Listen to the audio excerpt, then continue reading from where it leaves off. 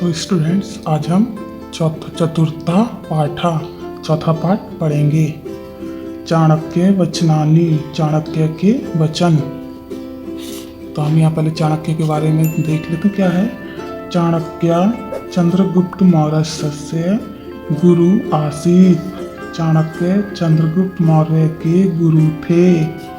स महान राजनीतिज्ञ अर्थशास्त्रज्ञ आसीत। वह महान राजनीतिज्ञ और अर्थशास्त्री थे। चाणक्य नीति कौटिल्य अर्थशास्त्र च एतौ द्वौ ग्रंथों प्रसिद्धो स्तः। चाणक्य नीति और कौटिल्य अर्थशास्त्र, ये दो ग्रंथ प्रसिद्ध हैं। चाणक्य नंदवंशस्य उन्मूलनं कृत्वा चंद्रगुप्त मौर्यं सिंहासने स्थापितवान्। चाणक्य ने नंद वंश का नाश करके चंद्रगुप्त मौर्य को सिंहासन पर बिठाया, यानी सिंहासन स्थापित किया। तस्य वचनानि अत्र प्रस्तुयन्ते। उनके वचन यहाँ प्रस्तुत किए जा रहे हैं। माता शत्रु पिता बैरी। वह माता शत्रु है और वह पिता बैरी है। एन बालो ना पाठिता। जो अपने बच्चों को पढ़ा नहीं सकता। ना शोभते सभा मध्य हंस मध्य बको यथा। वह बच्चा उसी प्रकार शोभा देता है जिस प्रकार हंस के बीच में बगुला।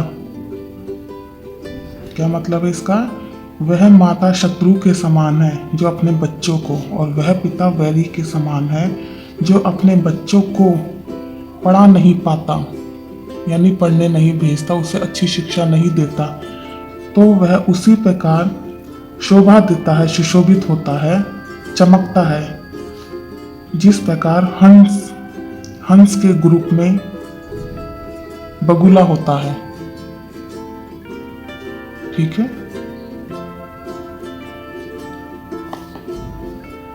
अधमा धनमिच्छन्ति धनं मानं च मध्यमाः उत्तमा मानमिच्छन्ति मानो हि महतां धनम्। अधमा माने नीच व्यक्ति धन प्राप्त करना चाहता है। धनम मानम च मध्यमा, मध्य व्यक्ति धन और मान दोनों चाहता है। उत्तम व्यक्ति सम्मान चाहता है। तो सम्मान ही महान व्यक्तियों का धन है। यानी अधमा माने नीच व्यक्ति क्या चाहता है? केवल धन, उसे इज्जत से कोई मतलब नहीं। और मध्य वर्ग का आदमी क्या चाहता है? धन और सम्मान। और उत्तम व्यक्ति, सबसे ऊंचा जो होता है आदमी, वो क्या चाहता है? केवल सम्मान चाहता है। तो सम्मान ही महान व्यक्तियों का धन है, यानी इज्जत है तो सब कुछ है।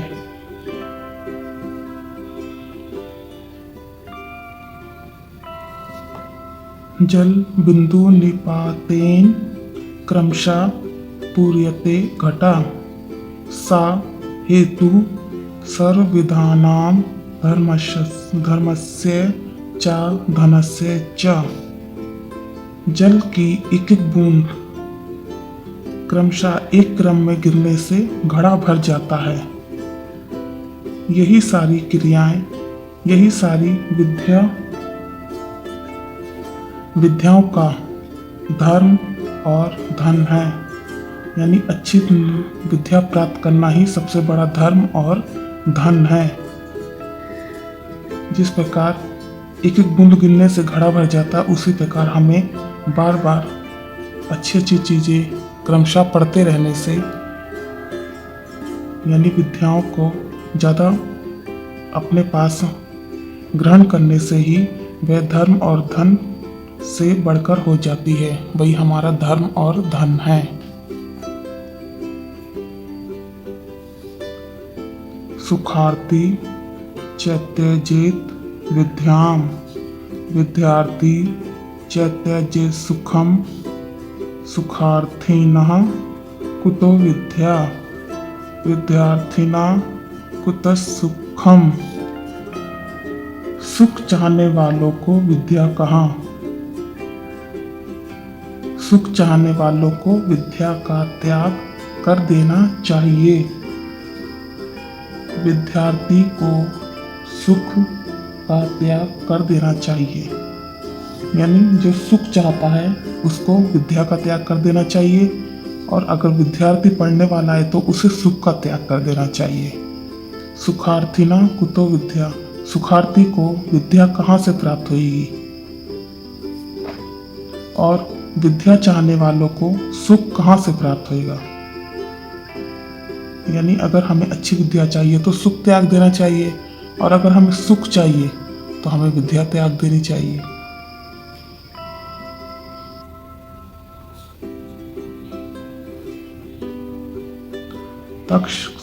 तक्षकस्य विषम दन्ते मशीकायाः विषम मुखे, वृश्चिकस्य विषम पुच्छे, सर्वांगे दुर्जनस्य तु।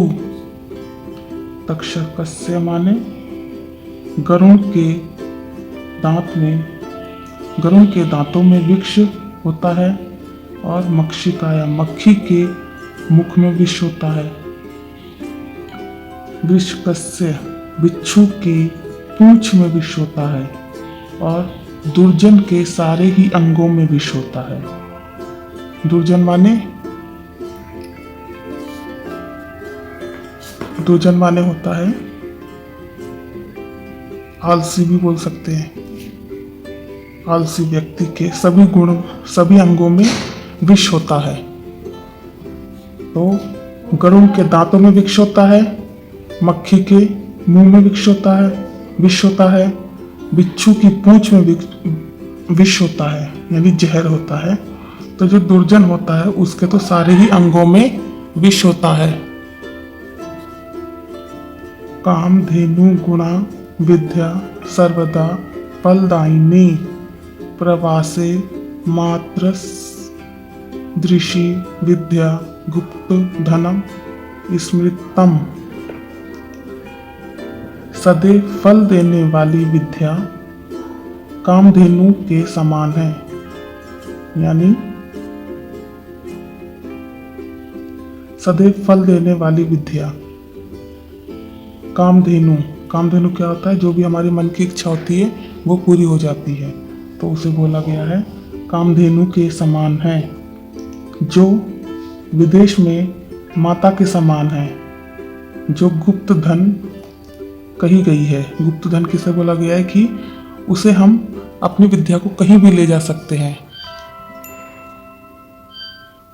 जिसे हम कहीं पे भी स्मरण करें वो हमारे सामने आ जाती है। यानी हम अच्छी विद्या पढ़ लेते हैं तो हमें कहीं पे भी कोई परेशानी नहीं होती, हम विदेश में कहीं पे भी घूम के आ सकते हैं। वो एक हमारा गुप्त धन के समान है, यानी हम उस विद्या से कहीं पे भी धन प्राप्त कर सकते हैं। एके नापि सुवृक्षेण पुष्पितेन सुगंधिना वासितम तोंदनम सर्वम सुपुत्रेण कुलम यथा। फूलों और सुगंध से भरे हुए एक अच्छे वृक्ष से जंगल, सारा जंगल क्या होता है? सुगंधित हो जाता है। अगर पूरे जंगल में एक पेड़ भी सुगंध देता है, अच्छी सुगंध देता है, तो पूरा जंगल सुगंधित हो जाता है, यानी उसकी खुशबू फैल जाती है।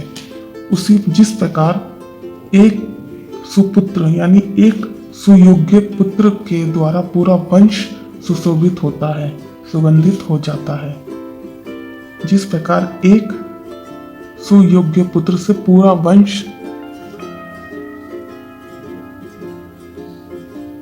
सुगंधित हो जाता है, यानी वंश पूरा आगे अच्छे तरीके से बढ़ जाता है, उसी प्रकार जिस प्रकार फूल एक अच्छी सुगंध के द्वारा पूरा जंगल खुशबू से सुगंधित हो जाता है।